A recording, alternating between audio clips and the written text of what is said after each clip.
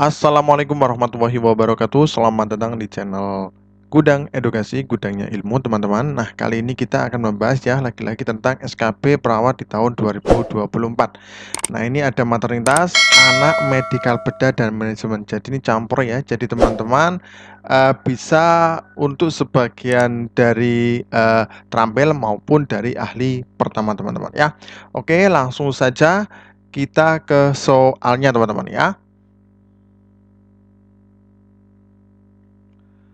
Oke, soal yang pertama, seorang perawat menugaskan tenaga pembantu perawat atau TPP untuk memberikan pengobatan kepada klien yang mengeluh sakit kepala.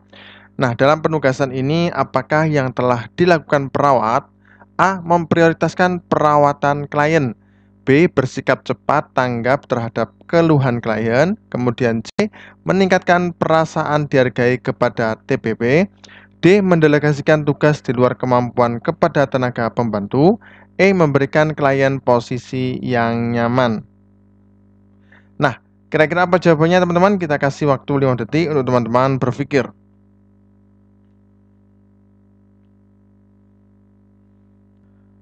Oke, jawabannya apa teman-teman? Nah, sebelum kita ke jawabannya teman-teman ya, jadi kita harus melihat isi soal ya dan kemauan si pembuat soal ini teman-teman ya.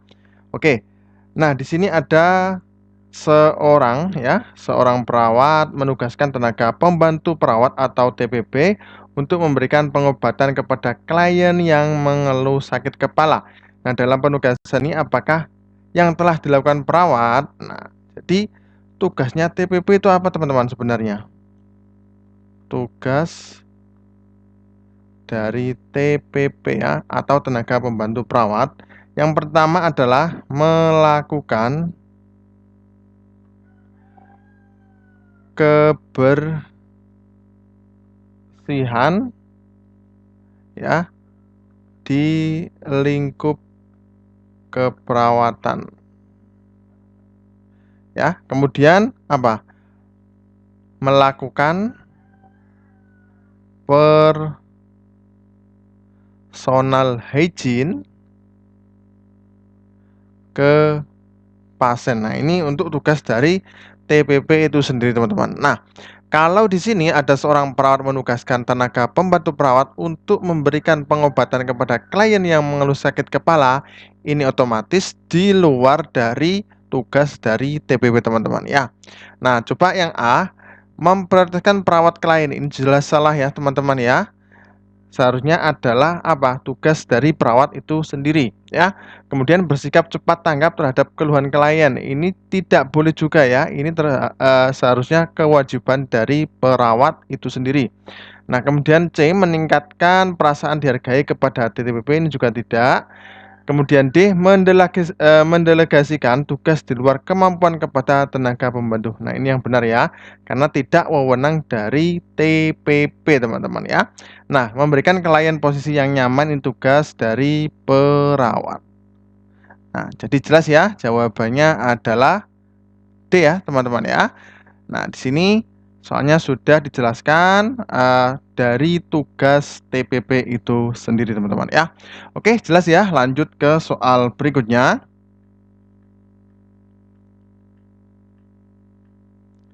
Oke, alasan utama perawat wajib menjelaskan langkah-langkah, prosedur, dan tujuan tindakan perawatan kepada klien penderita diabetes adalah A. Hal itu menghilangkan kemungkinan tuntunan malpraktek. Kemudian B. Kecemasan klien akan berkurang dengan pemberian penjelasan prosedur. C. Hal tersebut memberikan kesempatan kepada klien untuk menolak tindakan. D. Untuk memberikan kesempatan kepada perawat untuk mengkaji kesiapan mental terhadap tindakan. Kemudian E. Memberikan kesempatan kepada klien untuk menyampaikan kebutuhannya. Nah, kira-kira apa jawabannya teman-teman? Kita kasih waktu 5 detik untuk teman-teman berpikir.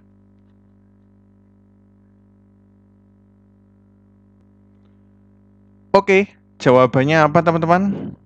Gampang banget ya, yaitu adalah B ya.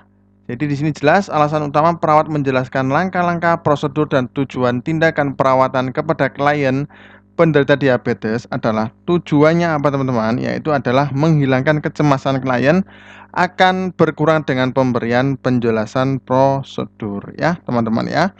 Nah, jadi di sini harus memahamkan terhadap prosedur tindakan akan menurunkan kecemasan klien yang akan meningkatkan kemampuan klien bekerja sama dan pencapaian hasil yang diharapkan atas tindakan yang dilakukan. Jadi harus memahamkan klien ya atau memberikan penjelasan agar menjadi tindakan yang membuahkan hasil ya teman-teman ya. Kalau poin A, hal itu menghilangkan kemungkinan tuntutan malpraktek, ini juga bisa tapi kurang tepat ya. Kemudian hal tersebut memberikan kesempatan kepada klien untuk menolak tindakan, ini jelas juga bisa cuman tidak tepat. Kemudian D, untuk memberikan kesempatan kepada perawat untuk mengkaji kesiapan mental terhadap tindakan, ini juga tidak ya. Memberikan kesempatan klien untuk menyampaikan kebutuhannya, ini juga bisa. Tapi yang paling tepat adalah karena di sini adalah harus mengikuti tentang prosedur keperawatan holistik ya, yaitu tentang holistik ya, yaitu adalah tentang hak klien dalam pemenuhan kebutuhan psikososial. Nah, jadi jelas ya teman-teman ya untuk mengurangi kecemasan ya. Jadi sebelum melakukan tindakan harus diberikan penjelasan sejelas-jelasnya ya dan memberikan penjelasan tentang prosedur tindakan ya. Kalau semuanya memberikan perawatan luka, nah itu juga harus dijelaskan mulai awal sampai nantinya hasil seperti ini teman-teman ya. Oke, jelas ya. Lanjut ke soal berikutnya.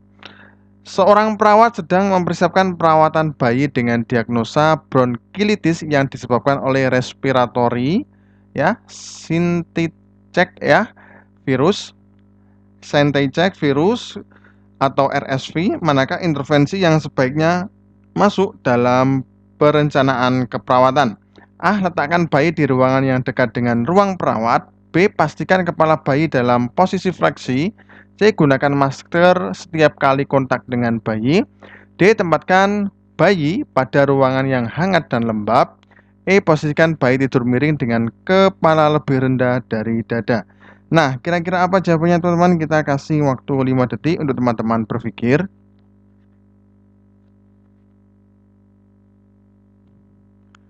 Oke, jawabannya apa teman-teman? Jawabannya adalah A ya, letakkan bayi di ruangan yang dekat dengan ruang perawat. Nah, sebelumnya kita harus mengkaji dulu tentang soalnya teman-teman ya. Jadi di sini ada seorang perawat sedang mempersiapkan perawatan bayi dengan diagnosa bronkiolitis yang disebabkan oleh respiratory syncytial virus atau RSV ya. Nah, manakah intervensi yang sebaiknya masuk dalam perencanaan keperawatan? Nah, kalau RSV ini ya. Nah, RSV ini adalah yaitu virus yang dapat menyebabkan infeksi saluran pernafasan ya. Penyebab terseringnya adalah bronkiolitis ya.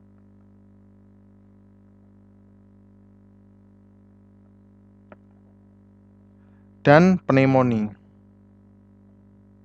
Nah, kalau RSV ini teman-teman, yaitu adalah virus yang menyebabkan infeksi paru-paru dan saluran pernafasan ya. Nah, kenapa kok diletakkan bayi di ruang yang dekat dengan ruang perawat teman-teman ya. Jadi di sini bayi dengan RSV harus diisolasi dengan ruangan khusus teman-teman ya. Jadi harus ruangan khusus, tidak boleh campur-campur ya dengan pasien lain ya. Nah, bayi sebaiknya ditempatkan dalam ruangan dekat ruang perawat agar bisa diobservasi dengan ketat ya, teman-teman ya. Jadi harus diletakkan di dekat perawat ya. Karena nantinya takutnya ini dengan apa teman-teman? Takutnya nanti sesak ya dan lain sebagainya. Karena RSV ini sangat bahaya sekali ya, teman-teman ya. Oke. Kalau ini untuk poin B tidak ya. Kemudian gunakan masker setiap kali ini juga tidak. Tempatkan pada bayi yang ruangan hangat lembab juga tidak. Posisikan bayi tidur miring juga ini tidak ya, teman-teman ya. Oke, lanjut ke soal berikutnya. Nah, ini seorang perawat memberikan perawatan kepada sekelompok klien yang mengkonsumsi obat-obatan herbal di rumah. Klien manakah yang perlu diberikan instruksi untuk menghindari penggunaan terapi herbal? A. Seorang klien laki-laki berusia 60 tahun dengan rinitis. B. Seorang klien laki-laki berusia 24 tahun dengan trauma tulang belakang bagian bawah. C. Seorang klien perempuan berusia 10 tahun dengan infeksi saluran kemih.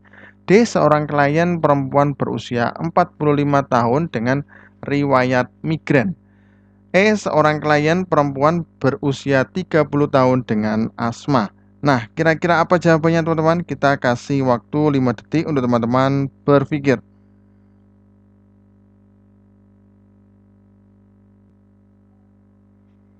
Oke, jawabannya apa teman-teman? Jawabannya adalah C ya, yaitu adalah seorang klien perempuan berusia 10 tahun dengan infeksi saluran kemih.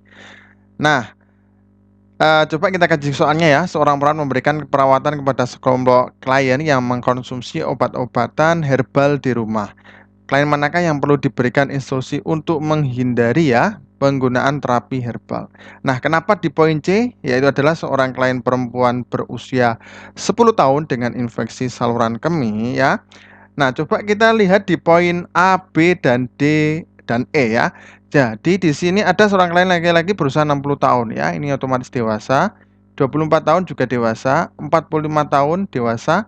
Nah, ini 30 tahun juga sudah dewasa. Nah, kenapa? Di sini kan 10 tahun ya, otomatis masih anak-anak. Nah, ini sangat bahaya sekali ya. Kalau anak-anak itu dikasih atau diberikan terapi herbal ya. Nah, karena di sini obat herbal itu tidak boleh untuk anak-anak ya di bawah usia 12 tahun ya. Karena obat-obatan herbal ini ya contohnya seperti ini. Kunyit ya. Kunyit ini berisiko tinggi ya. Jadi tidak boleh diberikan kepada anak-anak di bawah 12 tahun ya. Karena nanti ada mencegah penyerapan zat besi ya pada usus ya, sehingga berisiko tinggi anemia defisiensi ya pada anak tersebut ya. Nah, jadi di sini untuk penggunaan herbal itu tidak diperbolehkan untuk anak-anak. Kalau dewasa ini boleh. Poin A, B, D, dan E teman-teman ya. Oke, jelas ya. Karena memang anak-anak itu masa pertumbuhan. Nah, jadi kalau untuk pemberian herbal itu tidak diperbolehkan teman-teman ya. Oke, lanjut ke soal berikutnya. Perawat sedang memberikan penjelasan pada klien tentang cara mencampur insulin reguler dan insulin NPH pada speed yang sama. Manakah dari tindakan klien berikut ini yang mengindikasikan bahwa klien membutuhkan penjelasan lebih lanjut? A. Menunda insulin NPH lebih dulu. B. Menunda insulin reguler lebih dulu. Kemudian C. Masukkan udara dalam vial insulin NPH lebih dulu. Kemudian D. Injeksikan sejumlah udara yang sama dengan dosis yang diinginkan ke dalam vial. E. Gunakan sepuit terpisah antara insulin reguler dan insulin NPH. Nah, kira-kira apa jawabannya teman-teman? Kita kasih waktu 5 detik untuk teman-teman berpikir ya.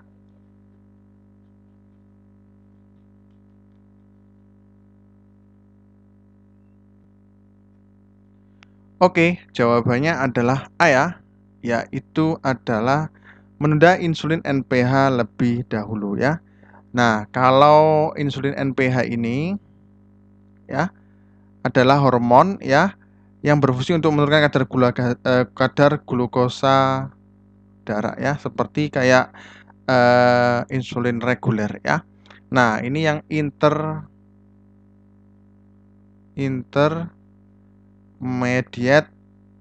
eh, acting ya, insulin. Nah, ini pertanyaannya adalah perawat sedang memberikan penjelasan pada klien tentang cara mencampur insulin reguler dan insulin NPH pada sebut yang sama. Nah, manakah dari tindakan klien berikut ini yang mengindikasikan bahwa klien membutuhkan penjelasan lebih lanjut ya. Jadi sebelum mencampur dengan insulin reguler ya. Nah, jadi saat mempersiapkan campuran reguler insulin dengan insulin lain, insulin reguler diambil dengan speed pertama dahulu. Ini untuk mencegah kontaminasi vial insulin reguler dengan insulin tipe lain. Jadi menunda insulin NPH lebih dahulu ya. Jadi mengambil insulin reguler dahulu, baru NPH. Ya, jelas ya teman-teman ya. Oke, lanjut ke soal berikutnya.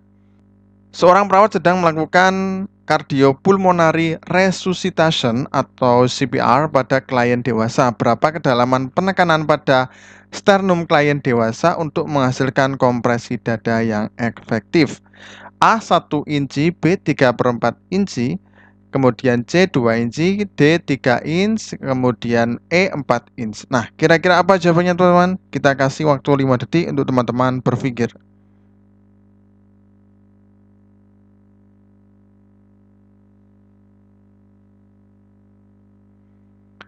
Oke, gampang banget ya. Jawabannya adalah C ya, jadi 2 inci ya. Nah, jadi teman-teman lihat di ketika pelatihan PPGD maupun BLS. Di situ ada semuanya, teman-teman ya. Oke, jelas ya. Oke, terima kasih. Semoga bermanfaat ya, teman-teman sejawat. Semoga teman-teman saya doakan lulus di SKP tahun ini dan menjadi abdi negara. Terima kasih. Wassalamualaikum warahmatullahi wabarakatuh.